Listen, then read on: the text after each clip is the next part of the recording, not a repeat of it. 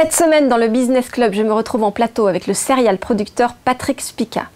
Attention, frisson garanti, à tout de suite. 1988, réalisateur pendant 15 ans pour Thalassa, Envoyé spécial et La Marche du siècle. 2003, il crée sa société Patrick Spica Productions. 2009, au compteur, près de 600 films. 2010, ses rédactions produisent pour Zone Interdite, Enquête exclusive, Capital, 90 minutes d'enquête, Enquête et révélation 100% mag ou encore Accès privé. 2011, il est dans le Business Club. Patrick Spica, président de Patrick Spica Productions. Bonjour Patrick. Bonjour. Vous qui êtes un spécialiste des tueurs en série, alors quel est votre plus beau crime? D'essayer de tenter de fonder une famille. Alors au départ, vous êtes journaliste de terrain et vous avez lancé votre boîte de prod sur 2 commandes. Donc une commande sur les tueurs en série et l'autre commande sur les manies du show business. Complètement. Et d'ailleurs, ça montre bien l'éclectisme et de mon parcours et de Patrick Spica Productions. C'est-à-dire qu'effectivement, j'ai proposé à Guylaine Chenu, Françoise Joly au départ de l'aventure de cette boîte, donc c'était il y a environ 6 ans, dans la tête des tueurs en série. Et on est parti avec Stéphane Bourgoin, donc le spécialiste des tueurs en série en France. On est parti à la rencontre de 2 monstres dans les couloirs de la mort aux États-Unis. Ça, c'était le début de l'aventure et j'ai enquillé effectivement avec un sujet qui n'a rien à voir, mais qui est tout aussi passionnant pour moi. Ça vous a fait un chaud-froid? C'est Annie Cordy, Marthe Mercadier, 80 ans, qui remplissent les salles aux 4 coins de France avec un dynamisme incroyable. Et c'était le même principe, quoi. C'est partir à la découverte des autres, de l'autre, des gens et de notre environnement, qui est constitué de tous ces extrêmes. Et c'est l'identité de la boîte aujourd'hui. C'est ça qui vous a poussé à monter votre société au départ? Au départ, c'est ça qui m'a poussé à faire ce métier. C'est comprendre mon environnement et comprendre l'autre. Et on a cette chance formidable, un peu comme un bon livre d'ailleurs, un peu comme un livre dans lequel on va découvrir l'autre, où on va découvrir cet environnement dans lequel on est projeté à la naissance et qu'on va mettre une vie à essayer de comprendre. Où est-ce qu'on est, avec qui, quels sont les points de repère, est-ce qu'il y en a, est-ce qu'il n'y en a pas, qui est l'autre. Donc vous êtes à la recherche de vous-même au final? Tout à fait. Et puis d'ailleurs, plus on avance et plus la ligne d'horizon s'éloigne. Ça a l'air de fonctionner puisque maintenant vous avez monté donc, Patrick Spica Communication, qui comprend donc Patrick Spica Presse, Patrick Spica Édition, vous faites aussi de l'édition musicale. Tout à fait. C'est quoi votre secret? Je pense que c'est... Il y a un article dans un magazine spécialisé sur notre boîte il n'y a pas longtemps et qui se demandait comment on obtenait de telles audiences, parce que c'est vrai que, je dis ça modestement parce que c'est beaucoup de travail, mais on a souvent les meilleures audiences des émissions pour lesquelles on travaille. Je pense à Zone Interdite, à M6, Capital, Enquête exclusive, ou TF1, Appel d'urgence, etc., etc. On se met à hauteur d'homme, effectivement. Et je pense que la marque de fabrique de ma société, c'est la sensibilité. L'humain. Et l'humain. Ne pas juger. Oui, ne pas juger. Et puis s'intéresser aux détails qui constituent notre quotidien. Et ça s'applique à tous les domaines. Hein. Raconter des histoires de gens. Ne pas mettre une barrière sociale. Ne pas effectivement mettre une barrière de jugement. Bon, évidemment, quand je fais les tueurs en série... je les condamne, bien sûr, mais quand je les regarde, j'essaye de capter des informations qui vont me permettre de comprendre comment ils fonctionnent. Comme un ethnologue, en fait. Et alors, ethnologue, vous l'êtes dans tous les domaines, donc, parce que vous touchez, donc, vous avez 4 rédactions dédiées, grands reportages, enquête de société, vie quotidienne et people. Et pour chacun, ce qui est important pour vous, c'est de faire du sur-mesure. Oui, puis avec toujours cette même marque de fabrique, c'est-à-dire qu'on fasse People donc pour Accès privé, M6, qu'on fasse 100% mag pour M6 aussi, ou des envoyés spéciaux, ou du Capital, ou du France 5, ou du France 3, puisqu'on fait 2 docs en ce moment pour France 3, c'est toujours cette même proximité avec la réalité. Cette philosophie, cette technique, j'essaie de la transmettre à toutes mes équipes pour qu'on garde cette âme. Cette âme, nous, effectivement, on raconte des histoires d'êtres humains. Et ça, c'est vachement important. Vous dites aussi que vous empruntez les codes de la fiction pour démocratiser le documentaire. Donc ça comprend des reconstitutions, des musiques assez fortes, une vraie histoire à raconter, c'est ça? Oui, c'est-à-dire que l'objectif C'est d'intéresser le plus grand nombre possible à tous les sujets qu'on réalise. Et donc je pense qu'un des plus de notre société, donc de Patrick Spica Productions, c'est de concerner les gens, donc de les intéresser à ce qui se passe. Donc c'est un côté quand même assez marketing. Et donc, ouais, mais à l'origine, j'ai toujours été comme ça avant d'avoir ma boîte, depuis que je fais ce métier. J'ai commencé à 22 ans, j'en ai 47. J'ai toujours voulu être entendu par le plus grand nombre, faire passer au fond quelque chose, quand même une philosophie un peu humaniste. C'est-à-dire, regardez, il y a des gens qui ne sont pas comme nous, mais ils ont le droit aussi.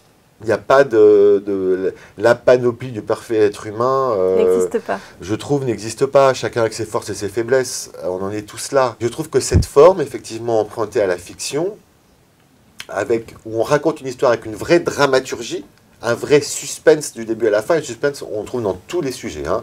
Dans la vie des familles nombreuses, c'est est-ce qu'ils vont en avoir un dernier comment? Est-ce qu'ils vont en avoir un dernier? Oui, voilà, exactement. Ou est-ce qu'il va accepter d'aller à l'école? Parce que toute la journée, on vit des dramaturgies. Ça aussi, c'est dans la proximité d'exposer ça. Vous, c'est est-ce que vous allez... est-ce que l'émission va bien se passer? Moi aussi, d'ailleurs. On passe il y a un risque? Non, mais il y a toujours un risque. Rien n'est jamais gagné d'avance. Je m'accroche à mon fauteuil. Et on vit tous des micro-dramaturgies toute la journée. Oui, c'est vrai, mais ce que je me donc, demande... voilà. Et donc, juste pour terminer avec ça, pour moi, ça n'est pas du marketing. C'est une manière d'être concernant, au service du message. Enfin, du message, c'est un peu prétentieux, mais au service du thème. C'est vrai, mais est-ce que ça veut dire que vous préparez des séquenciers à l'avance avant d'aller tourner? Une forme de scénario, quoi. Non, puisqu'on fait vraiment du reportage. Hein. Oui, par contre, ce qui est très important en amont, c'est de comprendre l'histoire qu'on va raconter. Et non pas qu'on va inventer, mais que les gens qu'on va filmer vivent. Justement, ce qui fait la valeur de nos sujets, c'est tout ce qui n'était pas prévu. C'est les micro-incidents. C'est l'humain, quoi. C'est les micro-enjeux, c'est ça, c'est ce qui nous arrive à tous, l'imprévu qu'on vit quotidiennement. Mais qu'on fait rentrer dans un angle. Alors, quel est le conseil que vous donnez à ceux qui se lancent? Le conseil essentiel? C'est de travailler énormément et de garder la curiosité. Mais le travail. Ce sont des métiers de vocation. Le journaliste est un métier de vocation. On ne peut pas choisir ce métier comme une carrière. On ne peut pas être carriériste au départ, sauf si on a des amitiés politiques ou enfin des réseaux qu'on est archi pistonné. Mais à la limite, si on veut vraiment réaliser des choses, on ne tient pas. On ne tient que quand on a la vocation. Et la vocation, ça veut dire au fond de ne pas faire de différence, faire ce métier comme on respire. Et ne pas faire de différence, malheureusement, je dirais, entre sa vie privée et ce métier. On est ce métier, EST. Et autrement, on ne tient pas, c'est pas possible.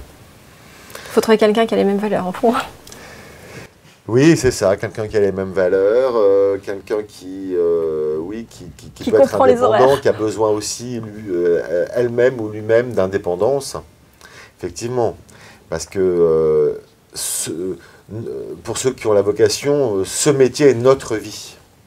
Est-ce que vous pouvez me donner 2-3 exclus à venir sur Patrick Spica Productions? Alors oui, tout à fait, alors avec des sujets extrêmement différents. On va avoir sur M6 une série de 3 x 52 minutes qui va s'appeler Confession de tueur en série. Et pour la première fois, je ne l'ai pas vu encore, cet exercice. Dans les prisons américaines, c'est ça? Alors, on a rencontré 3 tueurs en série. On fait le portrait de l'histoire de 3 tueurs en série que nous avons rencontrés dans les prisons américaines. Donc, un tueur en série par film, par 52 minutes, donc diffusé dans les cases documentaires d'M6. Pour la première fois en filigrane tout le long de ce récit, on va voir le tueur lui-même qui va raconter, tout le long. Dans la tête d'un tueur. Confession d'un tueur. Ça, c'est... il n'y a rien à voir. On prépare une série pour France 3 sur les chefs cuisiniers des chefs d'État sur la planète. Et là, on a commencé par le Kremlin et Monaco. Un palais présidentiel comme on ne l'a jamais vu, puisque le prince Albert II nous a fait l'honneur de nous ouvrir les coulisses de son palais. comme on ne l'a jamais vu, avec les corps de métier, avec des salles qui n'ont jamais été filmées. Et la propriété de Rocagel. Oui, le prince Albert II nous a ouvert pour la première fois sa propriété privée de Rocagel, donc à une quarantaine de minutes de Monaco, son refuge. Et là, oui, il a un potager, une laiterie, avec un petit troupeau de vaches. Alors à quand une émission de A à Z produite par Spica Productions? La première émission de produit entièrement Patrick Spica Productions sera diffusée à partir du mois de janvier sur Planète Justice, où Stéphane Bourgoin, le spécialiste des criminels et des tueurs en série, racontera dans chaque émission une histoire de grands criminels. Alors, criminels contemporains ou criminels historiques, si je puis dire, c'est-à-dire comme Jack l'Éventreur. J'ai l'impression. Ben oui, c'est un extrême de la nature humaine qui est assez fascinant à explorer. Et ben, en attendant de le voir sur notre télé, on va se quitter sur vos rêves. À la semaine prochaine. Merci de nous avoir suivis dans le Business Club. Alors, mes rêves. Premier rêve, simple mais extraordinairement difficile à atteindre. Toucher à la quintessence du bonheur, à titre individuel et en couple. Deuxième rêve, que le destin soit clément pour ma petite fille qui a 2 ans et demi. Et que je sois capable de lui transmettre les valeurs qui lui permettront de naviguer sur la rivière de la vie. Troisième rêve, qui aussi se rapproche, qui concerne aussi la famille, que le destin soit clément aussi pour ma mère, qui a 85 ans, et qu'il lui permette encore une longue vie. Et quatrièmement, une rencontre impossible, mais qui est imaginaire et qui restera à l'état de rêve. Évidemment, c'est Romain Gary, voilà, dont j'admirais la profondeur humaine et cette espèce d'immense tolérance et d'immense lucidité qu'il pouvait avoir sur le monde et ses contemporains, et l'être humain, enfin, plus que ses contemporains, c'est l'être humain, puisque depuis le début. Et le 5e rêve, ça rejoint le bonheur, voilà, toucher à la sagesse, pour se débarrasser de tout ego. Et mieux voir les autres, et encore mieux voir les autres et mon environnement.